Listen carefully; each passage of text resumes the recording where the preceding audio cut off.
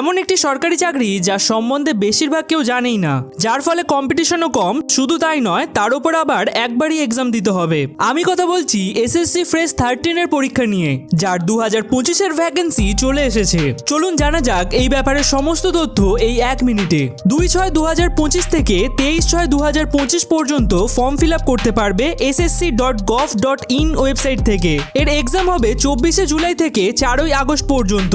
Total 2023টি vacancy রয়েছে, যার মধ্যে 10th পাসের ভ্যাকেন্সি রয়েছে 616টি, 12th পাসের ভ্যাকেন্সি রয়েছে 468টি এবং গ্র্যাজুয়েশন পাসের ভ্যাকেন্সি রয়েছে 1349টি। তাই সবাই ফর্ম ফিল আপ করতে পারবে। স্যালারি থাকবে 35,000 থেকে 70,000-এর মধ্যে, আর বয়স থাকতে হবে 18 থেকে 30 বছরের মধ্যে। কেবল একবারই এক্সাম হবে। ইংলিশ, রিজনিং, ম্যাথ এবং জিকেতে 25টা করে প্রশ্ন থাকবে, মোট 200 নাম্বারের। তার উপর আবার কাট অফ অন্যান্য এক্সামের তুলনায় কম। আগে থেকেই কম্পিটিটিভ এক্সামের প্রিপারেশন নিয়ে থাকলে অনায়াসে বার করতে পারবে। আর এরকমই সব আপডেট পেতে লাইক এবং সাবস্ক্রাইব করে রাখবে।